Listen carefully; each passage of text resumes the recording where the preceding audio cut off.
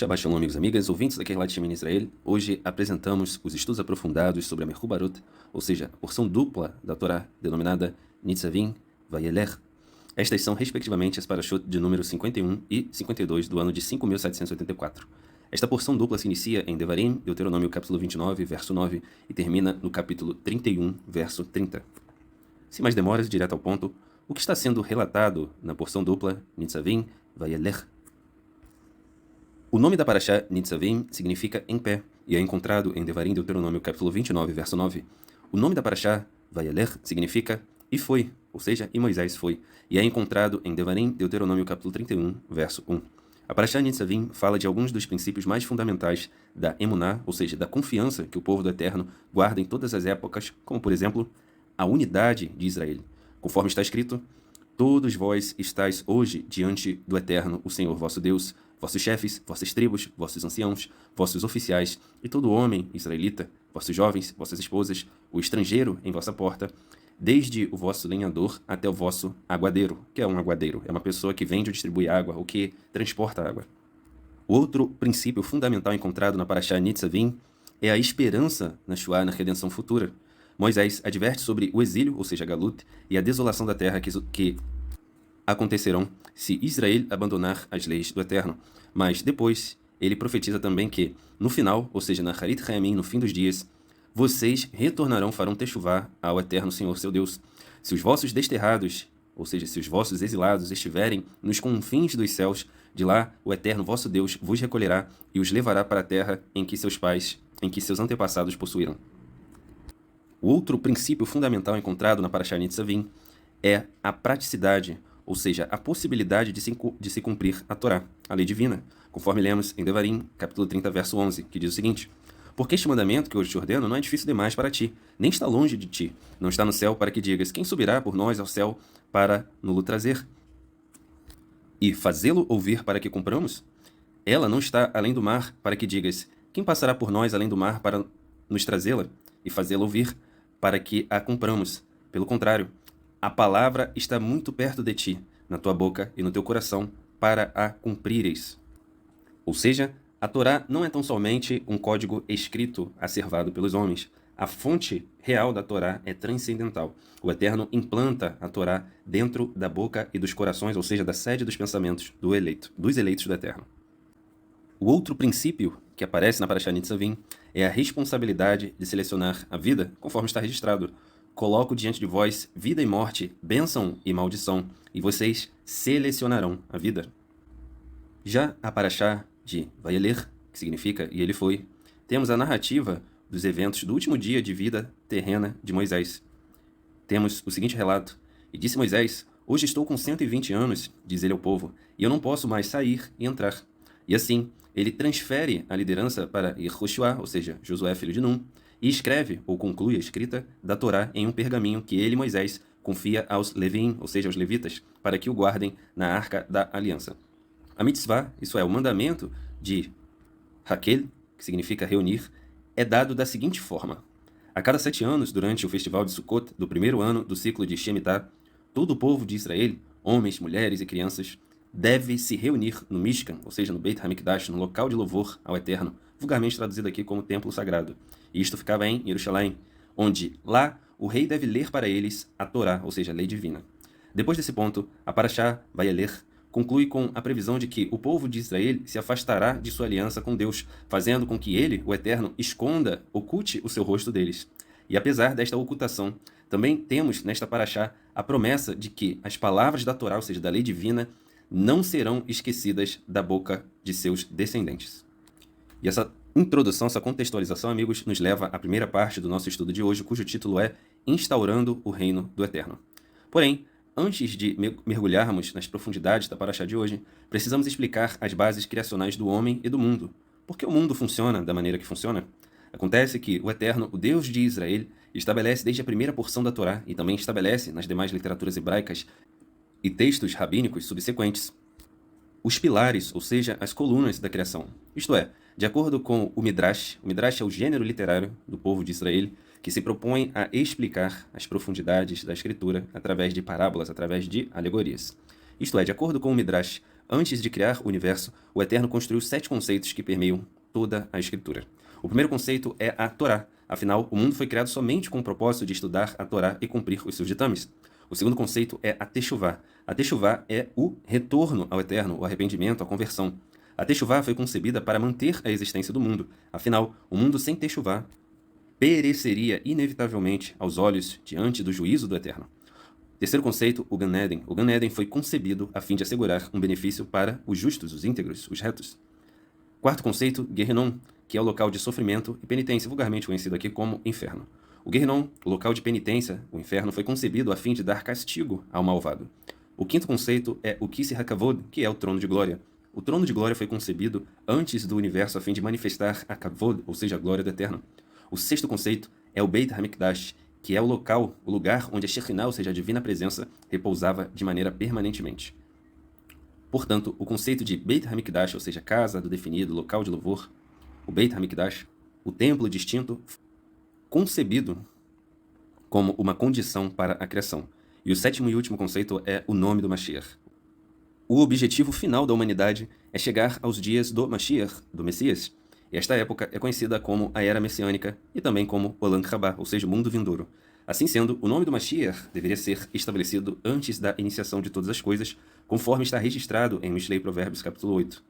E a referência deste padrão, destes conceitos, está na literatura El Midrash Disser, e também está presente nos comentários Por que Deus criou a luz?, que está na página 5 do Humash Gutnik, da editora Mayanot. Estas são, portanto, as 7 criações, os 7 conceitos em particular, que são vitais para a humanidade. E eles foram concebidos, portanto, antes da criação. E estes 7 conceitos representam a base estrutural do roteiro do nosso mundo. Assim sendo, seguindo para a nossa paraxá de hoje, vamos aos comentários do livro A Torá de Moisés, que é um Humash, ou seja, uma edição da Torá da editora Sefer. O comentário em questão está na página 590, e ele fala sobre Devarim, Deuteronômio, capítulo 29, verso 10. Devarim, Deuteronômio, capítulo 29, verso 10, diz o seguinte: As vossas crianças, as vossas mulheres e o peregrino que está no meio de ti e no meio dos teus acampamentos, desde o rachador de tua lenha até o tirador da tua água. Até o tirador da tua água. O comentário diz o seguinte: Nesta paraxá, nos deparamos com um incrível e imponente quadro. Todo o povo reunido, desde os altos líderes, anciãos e polícias, até os rachadores de lenha e tiradores de água, até mesmo mulheres, crianças e todos os demais membros do povo de Israel estão neste momento perante o Eterno, e são todos iguais. A união de um povo sem distinção de classe mostra a solidariedade dos indivíduos que o compõem. E esta é uma das condições da sua existência do povo de Israel, pois o povo não é uma aglomeração de células, mas um organismo com vida própria, que possui, como todo ser, uma alma própria, e é com este ímpeto, com este espírito que Moisés reuniu a todos, sem nenhuma exceção. Cada pessoa tem um objetivo em sua própria existência, e forma uma parte da comunidade. E foi esta solidariedade que converteu o povo israelita em um povo imortal. Conforme dito, vós todos estáis hoje presentes. Em hebraico, Aten Nitzavim Chayon Kuchen. Quantos povos não são mais encontrados hoje, enquanto vós o estareis para sempre, desde que, ou seja, condicionalmente, desde que sejais solidários uns com os outros e reconhecerdes a aliança que o Eterno vosso Deus faz convosco. Este é o ímpeto, o ruach, o espírito qualificativo do povo eleito. Ou seja, a aspiração do povo do Eterno e da Torá é instaurar no mundo o reino do Eterno, ou seja, o Malchut Ha-Elohim.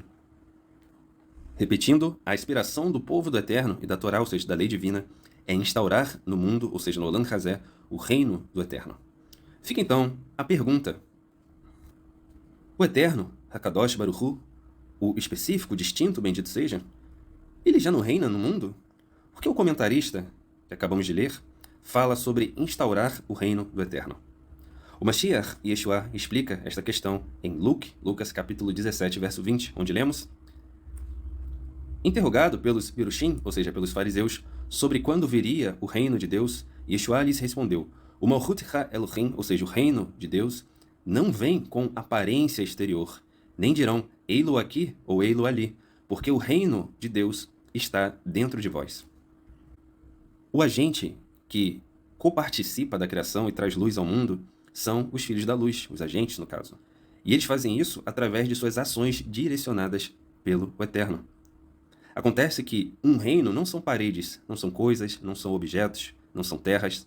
O reino é uma nação, uma lei, uma língua, um idioma, uma identidade pré-existente. O reino dos céus é composto por seres que, embora já tenham passado pela experiência humana, se esforçaram para não se limitarem somente à experiência humana, ou seja, eles não estão limitados somente às questões terrenas, às questões materiais. O reino do eterno é justamente isso, o patamar coletivo onde todos irão reconhecer e saber que só o eterno reina, de fato, sobre tudo e sobre todos. O eterno é o Hamakom, ou seja, o lugar de todas as coisas. E este comentário, esta reflexão, nos leva à parte 2 do nosso estudo, cujo título é E como isso acontece?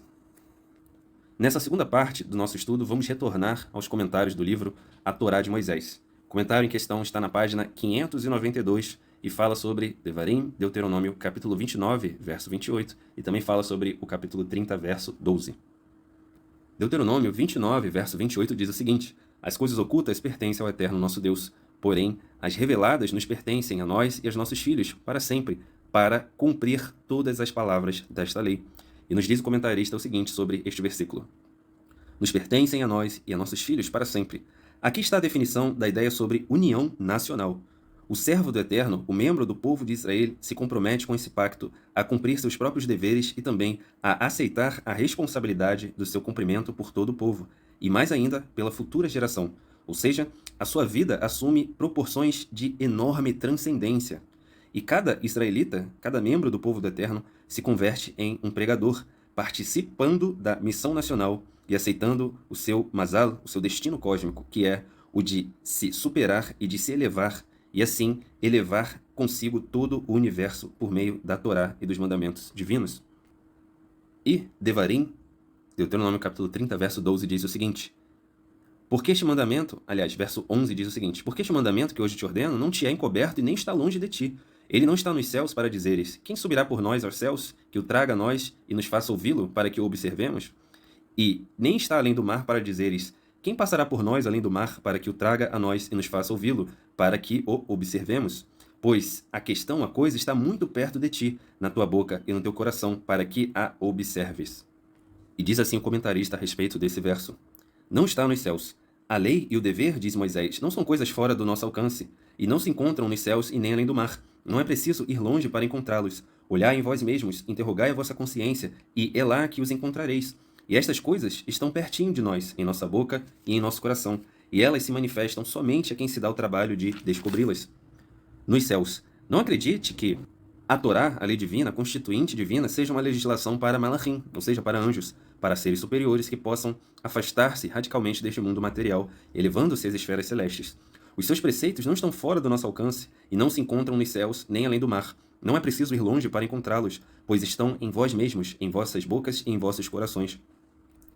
A Torá não se dirige de maneira alguma a seres angelicais, divorciados totalmente do mundo material. Algumas religiões sustentam que só matando a matéria se poderia servir a Deus. Porém, a Torá sustenta justamente o contrário. Exige unicamente orientar a matéria, dirigi-la, mas não aniquilá-la ou suprimi-la. Por isso, a Torá não é um tratado de leis espirituais, de ciências ocultas ou de práticas místicas ao estilo monástico ou budista, mas sim de preceitos dedicados ao homem e somente ao homem. Não é preciso servir a Deus com ascetismo e tristeza, mas ao contrário. Essas são as faltas que revelam um desconhecimento total do espírito, do alento, da missão da Torá, ou seja, da lei divina. Ou seja, amigos, a Torá não encoraja de maneira alguma uma vida ascética, isolada de tudo e de todos. A Torá nos mostra que é vivendo uma vida normativa, funcional, orgânica em meio à sociedade que a vida do eleito é planificada. Obviamente, claro, desde que ele reconheça o Eterno em todos os seus caminhos, em todos os aspectos e todos os cômodos da sua vida. Voltando agora para a questão trazida em Deuteronômio Devarim, capítulo 29, verso 28, que diz o seguinte: As coisas ocultas pertencem ao Eterno nosso Deus, porém as reveladas nos pertencem, a nós e a nossos filhos, para sempre, para cumprir todas as palavras desta lei. Essa expressão, a nós e nossos filhos, para sempre, que encontramos em Devarim, Deuteronômio, capítulo 29, verso 28, fala, em um primeiro nível, de uma filiação sanguínea e terrena. Mas, além do nível de interpretação de Pshat, ou seja, além da interpretação literal, muito mais do que isso, esse verso se refere a todo Binei Israel, ou seja, a todo filho de Israel. Ele fala de toda pessoa que teria sua alma, ou seja, seus níveis de consciência, ligados a Israel, ligados ao Eterno. Esse verso se refere a todos os filhos da luz, a todos os eleitos do Eterno, de qualquer língua ou nação, de qualquer cor de pele, de qualquer condição social, seja rico ou seja pobre, de qualquer época, presente, passado ou futuro. E estas pessoas, apesar de aparentemente, em seu exílio, em sua diáspora, não estarem vinculadas a Israel, elas apresentam no seu comportamento diário os traços de uma pessoa íntegra, cujos pensamentos, falas e ações não são contraditórios e servem unicamente ao reino do Eterno, ou seja, ao Malchut Ha Elohim. E elas servem segundo a sua Shelichut, ou seja, segundo a sua missão individual. E servem principalmente segundo o derramar do Ruach HaKodesh em suas vidas, ou seja, segundo o derramar do alento da presença divina em suas vidas, tal qual menciona Shaul HaShaliach, ou seja, Paulo emissário, quando fala da distribuição de talentos e dons em cada indivíduo. Por isso é dito em Lucas capítulo 12, verso 48, que a quem muito é dado, muito é cobrado. Vejamos, por exemplo, a vida do Navi, ou seja, do profeta Daniel. Em Daniel, ou seja, Daniel capítulo 9, verso 3, encontramos uma das mais fervorosas súplicas ao Eterno. Nesse texto, o Navi, ou seja, o profeta Daniel, pede perdão ao Eterno através de uma extensa intercessão e confissão de Hatatim, de pecados. Um a um, Daniel vai enumerando os pecados do povo de Israel e se incluindo ali também. Não deixe de conferir Daniel capítulo 9, verso 3 ao 19, para você entender qual é o patamar mais elevado, a verdadeira prosperidade de um servo do Eterno, que é ser ouvido pelo Eterno quando clama por misericórdia por si e também pelo povo. Observando a história de Daniel, é perceptível, segundo o texto, que ele estava em um local de destaque, de proeminência. Ele governava 120 sátrapas, que eram como se fossem príncipes do Império Persa. E ele foi designado, ele tinha um cargo de governante dos governantes. Assim também, de igual forma, é o eleito do Eterno nas nações. Daniel representa a vida do Filho da Luz enquanto ele está nas nações, ou seja, na diáspora, no exílio, na Galut. Desde Devarim, de Deuteronômio, o Eterno já havia dito que se o povo pecasse, os espalharia entre as nações, mas não os abandonaria. E quando eles se arrependessem, os reuniria novamente em sua terra natal. Que além do sentido literal, não é só Israel, mas encontramos ali também uma promessa de que o Eterno os tornaria verdadeiros cidadãos do Malchut Hashamayim, ou seja, do reino dos céus, das dimensões superiores. O Eterno estava dizendo, em outras palavras, que restauraria os níveis de consciência decaídos e corrompidos e os ligaria novamente a Ele, que é a fonte de todas as coisas, conforme está registrado em Ezequiel capítulo 36, verso 26, onde lemos: E vos darei um coração novo, e porei dentro de vós um ímpeto, um alento, um espírito novo, e tirarei da vossa carne o coração de pedra, e vos darei um coração de carne. Ou seja, em qualquer lugar do mundo que você esteja, você nunca pode esquecer das suas raízes, das suas verdadeiras raízes. Qual é a sua filiação? A que nação você pertence? A qual reino você está verdadeiramente ligado? E isso, com este conteúdo, percebemos que a farda militar é uma capa, o jaleco é uma capa, a beca é uma capa, o uniforme da empresa é uma capa, todos exteriores. A docência é uma capa, a magistratura é uma capa, o estetoscópio é uma capa, o EPI que é usado na construção civil são capas, o volante é uma capa, a operação na bolsa é uma capa, o cargo de liderança, o cargo de serviços gerais são capas. Nada disso, nenhum cargo, define um filho da luz. Tudo isso é mero contexto e mero pretexto para você transmitir a luz do reino, do Eterno, onde quer que você esteja. O filho da luz, ele não é um emprego, ele não é um cargo. Muito além disso, a identidade do filho da luz dialoga com o que ele é de verdade. A essência do filho da luz, o seu perfume, a sua diferença, é a missão mais alta e elevada que ele carrega. Que vem dele? Não. Essa missão desce do alto, e ela espalha o seu aroma em todos os aspectos da vida, não somente no trabalho. E essa reflexão, amigos, nos leva à terceira parte do nosso estudo, cujo título é quando e por quanto tempo tenho que me empenhar? Nessa terceira parte do nosso estudo, vamos retornar aos comentários do livro A Torá de Moisés. O comentário em questão está na página 595 e fala sobre Devarim, Deuteronômio, capítulo 31, verso 12. Aliás, 31, verso 2, que diz o seguinte: E foi Moisés, e falou estas palavras a todo Israel, e disse-lhes: Hoje completo 120 anos de idade, já não poderei mais sair e entrar. E o Eterno me disse: Não passarás este Yardém, ou seja, este Jordão. O comentário diz o seguinte: Já não poderei mais sair e entrar. Com estas palavras, Moisés queria dizer que não tinha mais permissão para ensinar ao povo e que ele devia, por ordem de Deus, ceder o seu lugar a Yehoshua ben Nun, ou seja, Josué filho de Nun. Segundo um comentário de Rav Rashi, o investigador da Torá, tendo completado os seus 120 anos, Moisés sentia que lhe faltava aquele vigor intelectual para ensinar ao povo a palavra do Eterno, não podendo mais sair e entrar nos caminhos da ciência sagrada. Moisés devia, portanto, ceder o seu lugar a outro. Quanto, porém, ao vigor físico, este nunca lhe faltou, segundo lemos mais adiante em Devarim, Deuteronômio capítulo 34, verso 7. Reparemos, amigos, que seguindo a essência deste comentário, você, eu, todos nós devemos trabalhar enquanto a luz da vela está acesa. Lembremos, enquanto a vela está acesa e ainda está queimando no ambiente, é possível aproveitar a luz e trabalhar. A palavra-chave desta terceira parte do nosso estudo de hoje é hoje. Comece iluminando hoje. Não fique perdendo tempo considerando o seu passado. Ah, mas o meu passado, que relaxa em Israel, foi terrível. Comece a iluminar, então, hoje. Com o brilho dos mandamentos, seguindo aquilo que o Eterno ordena, é possível ofuscar o seu passado. A Torá, ou seja, a instrução divina, o cumprimento de um mandamento, quando ele está acompanhado de um sentimento de arrependimento verdadeiro, quando ele está acompanhado com um forte senso de responsabilidade, podem apagar e remediar uma queda. Podem apagar ou remediar um hatat, ou seja, um pecado.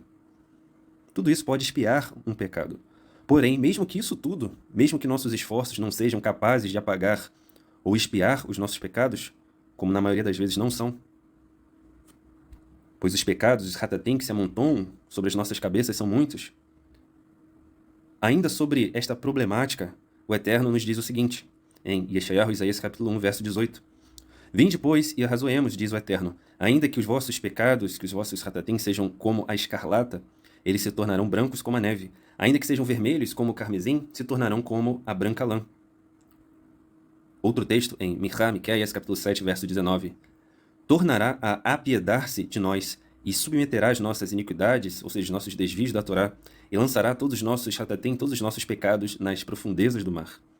Próximo texto, carta de Shelachaliah, de Paulo, emissário aos Hebreus. Hebreus, capítulo 8, verso 12, diz o seguinte: Porque serei misericordioso para com as suas iniquidades, ou seja, para com os seus afastamentos da Torá, e dos seus hatatim, dos seus pecados, não me lembrarei mais. Ou seja, amigos, é possível observar que através desses 3 versículos, de maneira clara, é possível observar que quem de fato garante a vitória, o perdão, quem de fato garante uma purificação é o Eterno. Não é uma questão de mérito, é uma questão de se apegar à fonte das misericórdias, que é o Eterno. Bendito seja. E tudo isso deve ser buscado, perseguido, segundo o padrão de Kohelet, de Eclesiastes, segundo Shlomo, segundo Salomão, registrou em Eclesiastes capítulo 12, verso 1. Lembra-te do teu Criador nos dias da tua mocidade, antes que venham os maus dias e cheguem os anos dos quais dirás, não tenho desejo neles, não tenho contentamento. Próximo texto, Eclesiastes capítulo 12, versos 6 e 7. Antes que se rompa o cordão de prata, e se quebre o copo de ouro, e se despedace o cântaro junto à fonte, e se despedace a roda junto ao poço, e o pó volte à terra, como era, e o espírito, o alento, volte a Deus, que o deu. Ou seja, através de uma linguagem poética, Shlomo HaMelech, o rei Salomão, que fala sobre se romper, sobre quebrar, sobre despedaçar. Tudo isso está relacionado ao Basar, a carne. Através dos anos, através do passar dos anos, as nossas possibilidades vão diminuindo em virtude do caminho que todos nós iremos seguir, conforme está registrado em Eclesiastes capítulo 12, verso 13, onde lemos: Ora, tendo ouvido tudo que foi dito, teme ao Eterno e guarda os seus mandamentos, porque isto é dever de todo homem. Verso 14. Pois Deus trará julgamento a tudo que foi feito, tudo o que foi encoberto, seja bom ou seja mau. Ou seja, nossos dias estão contados e todos nós caminhamos rumo ao julgamento. E repare que o texto diz o seguinte: pois Deus trará julgamento a tudo que foi feito, tudo que foi encoberto, seja bom ou seja mau. Por que julgamento pelas coisas boas? A resposta está em outro texto, em Yeshayahu, Isaías capítulo 64, verso 6, que diz o seguinte: mas todos nós somos como o imundo e todas as nossas justiças como trapo de imundícia. Ou seja, não existem méritos. Até mesmo as coisas boas que vêm do alto podem ser contaminadas de alguma forma na mão do homem. Às vezes uma boa ação é executada, mas a intenção ou a execução desta boa ação não eram puras. Às vezes faltou alegria, faltou a sinceridade, faltou a dedicação correta. Como, por exemplo, alguém que faz uma caridade, uma tzedakah, alguma justiça social, mas acaba humilhando a pessoa que está em estado de necessidade, mesmo que seja sem querer. Pode acontecer. E voltando para a pergunta desta parte 3 do nosso estudo, quando e por quanto tempo eu tenho que me empenhar? Vamos para Yeshayahu, Isaías capítulo 55, verso 6, para entender esta questão que diz o seguinte: buscai o Eterno enquanto se pode achar, invocai-o enquanto está perto. Ou seja, quando? Buscai ao Senhor enquanto se pode achar, invocai-o enquanto está perto. Este é o quando. E até quando faremos isso? Conforme Mateus capítulo 24, verso 13, temos o seguinte: mas aquele que perseverar até o fim será salvo. Outro texto diz: sê fiel até a morte e dar-te-ei a coroa da vida. Na segunda carta de Shel Hashaliach ao seu discípulo, ao seu Talmid, Timóteos, capítulo 4, verso 7, lemos o seguinte: combati o bom combate, acabei a carreira e guardei a fé. Ou seja, quando buscar ao Eterno? Quando promover boas ações? Enquanto podemos achar o Eterno, enquanto Ele está perto. Até que dia? Até o último dia. Mas aquele que perseverar até o fim será salvo. Lembremos que, eventualmente, a vela vai se desgastar e não será mais possível trabalhar, não será mais possível aproveitar a sua luz, a luz da vida. Todos os nossos dias estão contados. Assim como Moisés nos conta nesta paraxá, Vayeler, Moisés nos conta que ele não poderia mais entrar e sair. De igual modo, Shel Hashaliach, Paulo o emissário, conclui a sua carreira dizendo que, abre aspas, combateu o bom combate. Precisamos entender que não somente o nosso corpo se desgasta, mas o nosso tecido existencial vai se tornando cada vez mais curto. As páginas do livro das nossas ações vão chegando nos capítulos finais. E o fôlego de vida, o alento do Eterno, voltará a Deus que o deu. E a Neshama, ou seja, a vida, os níveis de consciência, passam por uma subida, ou seja, uma aliá, e retornam à sua fonte, que é Hakadosh Baruch Hu, o Eterno bendito seja. E esse comentário, amigos, nos leva à quarta parte do nosso estudo, cujo título é O Servidor dos Céus. Nessa quarta parte do nosso estudo, vamos retornar aos comentários do livro A Torá de Moisés, na página 596, que fala sobre Devarim, Deuteronômio capítulo 31, verso 11, que diz o seguinte: quando todo o Israel vier a comparecer diante do Eterno, teu Deus, no lugar que escolher, lerás esta lei diante de todo o Israel aos seus ouvidos. E nos diz o comentarista a respeito de Devarim, Deuteronômio capítulo 31, verso 11, lerás esta lei diante de todo o Israel. O próprio rei tinha a obrigação de ler as leis para o seu povo. A Torá, a lei divina, significando com isso que ele não era o amo, ou seja, a pessoa a ser servida, mas somente um servidor, e que não era um fim, que a sua realeza, o seu reinado, o seu título de rei não era um fim em si mesmo, mas sim um instrumento do povo. Vamos observar, amigos, uma situação muito interessante que ocorre aqui no Brasil. Segundo a Lei 8.027, de 12 de abril de 1990, também conhecida como o Código de Ética dos Servidores Públicos, nós temos as seguintes disposições. Segundo esse Código de Ética, o servidor público deve exercer com zelo e dedicação as atribuições legais e regulamentares inerentes ao cargo ou à sua função. E ele deve ser leal às instituições a que servir, deve observar as normas legais e regulamentares, ele deve cumprir as ordens superiores, exceto quando manifestamente forem ilegais. E ele deve atender com presteza ao público em geral, prestando as informações requeridas. E ele também deve zelar pela economia do material e pela conservação do patrimônio público. E ele também deve manter a conduta compatível com a moralidade pública. E após lermos estas disposições do Código de Ética dos Servidores Públicos, fica a pergunta: será que todas as repartições públicas são assim? Existem serviços públicos que a primeira coisa que nos recepciona na entrada, a primeira coisa que percebemos é o descaso generalizado com o público. O servidor público aqui no Brasil, ele pode até ter medo de andar segundo algumas leis, é compreensível. Mas o Filho da Luz trabalha para o Eterno. E ele é funcionário, ou seja, ele é um representante do Shammai, ou seja, das dimensões superiores.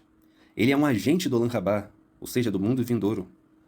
Imagine você, alguém se identificar como um servidor dos céus, como servo do Eterno, e na sequência desprezar a sua lei, seus mandamentos, sua constituinte, os seus regulamentos, suas normas, seus mandamentos. Será que isso existe? Imagine alguém se identificar como servo do Eterno e desprezar as questões mais básicas da lei do Eterno, da sua Torá, da sua lei divina. Será que isso existe por aí? Existe, e muito. Algumas pessoas pensam que o Mashiach Yeshua, o Messias, Yeshua, veio para abolir a lei, ou seja, para abolir a Torá, a lei divina. Algumas pessoas e instituições acreditam que ele veio para tirar das pessoas a responsabilidade individual de ser observante da Torá, ou seja, da lei divina, da constituinte divina. Vamos pensar nos seguintes termos. Existem alguns mercados que eles têm uma seção de alimentos saudáveis, orgânicos, que nos faz perguntar: se existe uma seção de alimentos saudáveis, como deveríamos chamar os outros alimentos, os famosos, por exemplo, ultraprocessados? Inclusive, o que é um alimento ultraprocessado?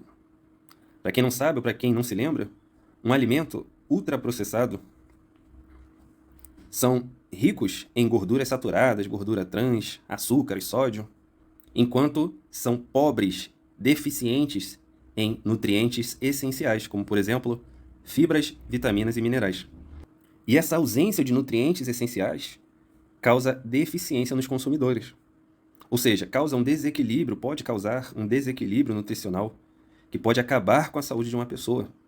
O que, por exemplo, inclui cenários e quadros clínicos como, por exemplo, obesidade, diabetes tipo 2, doença cardíaca, hipertensão e até mesmo, conforme alguns estudos sugerem, câncer. Existe uma ligação entre o consumo de ultraprocessados e um maior risco de certos tipos de câncer. Em suma, ou seja, resumindo, nenhum alimento ultraprocessado feito para venda em alta escala substitui um alimento nutritivo, um alimento de qualidade. E a mesma situação ocorre no nosso contexto. Assim também são muitas instituições e pessoas. Elas agem como alimentos ultraprocessados. Elas não foram feitas para matar a fome. Elas podem até serem ricas em prosperidade, em dinheiro, terem bens, terem terras, serem ricos em infraestrutura. Mas um olhar mais cuidadoso vai revelar que elas são pobres em todo o resto. Em todo o resto que, de fato, nutre um filho da luz. Ou seja, são pobres em caridade, em justiça social, em busca pela verdade, pobres no sentimento nacional voltado para Israel, pobres no conhecimento da língua hebraica, pobre na observância e na busca dos mandamentos. Vamos observar nas Escrituras o que temos a respeito deste cenário. Em Malaquias capítulo 3, verso 18, lemos o seguinte: e então vereis outra vez a diferença entre o justo, entre o reto, entre o íntegro e o ímpio, entre o que serve a Deus e o que não o serve. Próximo texto, Mateus capítulo 7, verso 23. E então lhes direi claramente: nunca vos conheci. Apartai-vos de mim, vós que praticais a iniquidade, a anomia, ou seja, o desprezo à lei, conforme consta no grego original. Próximo texto, 1 Yohanan capítulo 2, verso 4. 1 João capítulo 2, verso 4. Aquele que diz, eu o conheço e não guardo os seus mandamentos, é mentiroso, e nele não está a verdade. Por isso, amigos, seguindo o fluxo destes três versículos, o Mashiach Yeshua, quando curava alguém, sempre falava o seguinte: vá e não peques mais. Ou seja, vá, aproveite a oportunidade da cura e não cometa mais erros contra a Torá. Porque o que delimita, o que diz o que é e o que não é pecado, é a Torá, é a constituinte divina. Sem isso, a pessoa corre o risco de ficar escrava de falsas doutrinas, de falsos líderes. Surge a importante pergunta: a qual Mashiach, a qual Messias, você estará atrelado ao final da sua vida? Ao Mashiach, ao Messias falso romano, de Edom, e despreza a lei? Ou você estará atrelado ao verdadeiro Mashiach, aquele que não veio para abolir a lei nem os profetas? O Mashiach, Yeshua, um dia disse isso: eu não vim para abolir a lei ou os profetas, mas para cumpri-la. E, surpreendentemente, surgem aparentes seguidores, pessoas e instituições que desprezam a lei e os profetas. É preciso dizer que o servidor dos céus, do Shammai, o servo do Eterno, ele não tem vergonha da Torá, ele não tem vergonha da lei divina, ele não tem vergonha de estar atrelado aos mandamentos. Pois conforme está escrito em Levítico, Vaikra, capítulo 18, verso 5, temos o seguinte: guardareis os meus estatutos e os meus juízos, os quais, observando-os, o homem viverá por eles. Eu sou o Senhor. Isto quer dizer, amigos, que sem os mandamentos, o homem, o ser humano, não vive. No máximo sobrevive, mas muito mal e com muita carência de tudo. Ele vai definhando e morrendo longe dos mandamentos, aos poucos. Conforme nos dizem os nossos sábios, que quem está afastado do Eterno, da Torá, da lei divina, está morto e não sabe, não percebeu. O que nos leva, amigos, à conclusão do nosso estudo, cujo título é A Babilônia e seus tentáculos. Babilônia, no contexto bíblico, Bavel, é sinônimo de confusão. E a que confusão estamos nos referindo no contexto aqui da nossa paraxá, das nossas parashot? Quando a Escritura menciona Bavel, Babilônia, ela se refere a um estado de exílio, de galut, onde os cativos, as pessoas que foram dispersas e escravizadas, se veem inseridas em uma cultura alheia à Torá. Lembrando que o Eterno não institui uma religião, mas sim uma cultura. Por isso nos diz o Eterno: sai dela, povo meu, você está longe de casa. A Torá tem instruções sobre como entrar, como sair, como acordar, como dormir, como se vestir, como falar, como agir, como casar, como ir para a guerra, como voltar da guerra, como se comportar em tempos de prosperidade ou em tempos de privação, de pobreza, de necessidade. Tem instruções sobre como guardar o sábado adequadamente, o Shabat. Enfim, a Torá tem instruções para todos os recintos, todos os recônditos da vida, da alma, dos níveis de consciência. E sem estes parâmetros, sem este manual, sem este direcionamento, a pessoa vive em um eterno estado de confusão mental, onde ela fica exposta a qualquer manipulador e a qualquer vento de doutrina. Qualquer modismo cativa uma pessoa sem a Torá. Existem muitas pessoas por aí, na internet, que estudam a arte do convencimento, a arte de enganar e de ludibriar as pessoas, a arte de enganjar pessoas em seus objetivos obscuros, escusos, e conforme vemos aos montes na internet, elas são bem-sucedidas.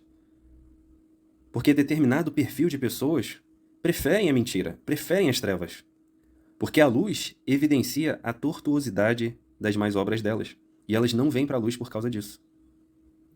Existe uma citação famosa de Nietzsche que dizia o seguinte: quem luta com monstros deve acautelar-se, deve ter cuidado para não tornar-se também um monstro. Quando você olha longamente para um abismo, o abismo olha para você. E muita gente, nesse esforço de olhar, de entender o que está acontecendo no Olam Hazé, no mundo presente, fica horrorizado, apático, triste, abatido, depressivo, inconsolável. E alguns poderiam ir além e dizer que Relaxem Israel não é só o mundo atual, externo, não. Os meus mundos internos estão quebrados, o meu passado é terrível. Porém, a Torá, a Escritura, nos diz que mais terrível ainda do que os nossos erros é não confessá-los. Mais terrível ainda é viver sem uma techuvá diária, ou seja, sem um retorno ao eterno diário, sem uma conversão diária, sem um arrependimento genuíno diário. Mais terrível ainda do que a situação do Olam Hazé é acreditar que não tem um Deus que cuida e mantém o seu projeto. Mais terrível ainda é acreditar que o poder das nossas supostas escolhas, acreditar que um suposto livre-arbítrio inexistente vai nos salvar ou salvar a humanidade de algo. O Filho da Luz, o eleito do Eterno, não pode ser fideísta. Quem é o fideísta? O fideísta é aquela pessoa que vive na ilha da fantasia. Ela adora dizer o seguinte: olha, eu acredito, eu tenho convicção em tais coisas. Enquanto isso, a realidade em seu entorno, ao redor dela, está dizendo algo totalmente diferente. Ela diz, eu acredito. A realidade está mostrando para ela tudo ao contrário. E ela insiste que aquela crença dela vai terminar em algo bom, mesmo sem provas. Repare que ser fideísta é diferente de ter emuná no eterno. Ou seja, de ter confiança verdadeira no eterno. O fideísta ele não tem bases sólidas. Ele acredita por acreditar, por legado, por tradição. Ele não busca nenhum estudo, nenhum embasamento. Ele não tem nada. Por isso está registrado na carta de Shor HaShaliach, de Paulo emissário, aos Hebreus, em capítulo 11, verso 1, o seguinte: ora, a emuná, a confiança absoluta no eterno, traduzido aqui equivocadamente como fé, é o firme fundamento das coisas que se esperam e a prova das coisas que não se veem. Ou seja, Shor HaShaliach, Paulo fala de fundamento, ele fala de prova. É preciso que o eleito do eterno, o filho da luz, procure uma experiência genuína com o eterno. Ele não pode viver de barco em barco, de vento em vento, de doutrina em doutrina, de templo em templo, buscando aquilo que o Eterno já colocou em seu coração e em seus lábios. Ele precisa aprender a externalizar a sua Torá interior. Como que ele vai fazer isso? Através da Torá exterior, através do código de leis do Eterno, que organiza e que sintetiza tudo aquilo que devemos fazer em nossas vidas, diariamente. A nossa emuná, ou seja, a nossa confiança no Eterno, não pode estar calcada em confusão, mas sim no conhecimento de quem ele é, ou seja, de quem o Eterno é. No conhecimento da agenda do Eterno, ou seja, do planejamento do Eterno. Precisamos entender a Escritura. Uma vez imersos na Escritura, compreendemos que o Eterno estende diante dos nossos olhos, todos os dias, uma agenda clara e inevitável de juízo, mas também de redenção e, acima de tudo, de misericórdia. A espiritualidade ultraprocessada, feita para venda em alta escala, não pode e não vai substituir nunca um alimento real, um alimento de qualidade. Devemos nos alimentar gradativamente dos mandamentos. Shor HaShaliach, Paulo, falava duas coisas muito importantes sobre isso. Em Hebreus 5, verso 12, lemos o seguinte: porque devendo já ser mestres pelo tempo, ainda necessitais de que se vos torne a ensinar quais sejam os primeiros rudimentos, ou seja, as questões basilares, as questões fundamentais das palavras de Deus. E vós haveis feito tais que necessitais de leite e não de sólido mantimento. Porque qualquer que ainda se alimenta de leite não está experimentado na palavra da justiça, porque é menino. Mas o mantimento sólido é para os perfeitos, os quais, em razão do costume, da prática diária dos mandamentos, têm os sentidos exercitados para discernir tanto o bem como o mal.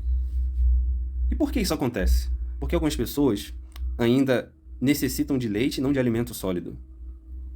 Na primeira carta aos que viviam em Corinto, ou seja, Coríntios, capítulo 3, verso 2, lemos o seguinte: dê a vocês leite e não alimento sólido, pois vocês não estavam em condições de recebê-lo. De fato, vocês ainda não estão em condições, porque ainda são carnais, ou seja, estão ligados ao Bassar, somente ao material, ao terreno. Porque, visto que há inveja e divisão entre vocês, não estão sendo carnais, agindo assim como mundanos? Nós, obviamente, entendemos por que uma pessoa pode recorrer, eventualmente, a um fast food ou a uma comida ultraprocessada. Mas a questão aqui é o seguinte: pode-se viver somente disso? Será que uma pessoa pode se alimentar somente de junk food, ou seja, de comidas gordurosas, cheias de açúcar e de óleo e de sódio?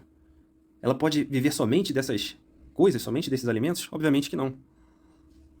Cedo ou tarde, as suas estruturas internas vão colapsar, tanto físicas, quanto intelectuais, quanto transcendentais. Por isso, amigos, não nos enganemos. Lembremos da carta de Shor HaShaliach para aqueles que viviam na cidade de Éfeso. Efésios capítulo 4, verso 4 diz o seguinte, e resume bem o conteúdo de hoje: há um só corpo e um só ruach, um só espírito, um só alento divino, como também fostes chamados em uma só esperança da vossa vocação, do nosso mazal, da nossa shelichut, da nossa missão. Há um só Senhor, uma só emuná, uma só tevilá, imersão, traduzido aqui vulgarmente como batismo. Há um só Deus e Pai de todos, o qual é sobre todos, e por todos, e em todos vós. Assim, amigos, finalizamos o nosso estudo de hoje. Vamos deixar na descrição deste episódio alguns links importantes para você expandir os seus conhecimentos e suas ações sobre os temas trazidos nas Parashot. Shalom, shalom, amigos. Lehitraot.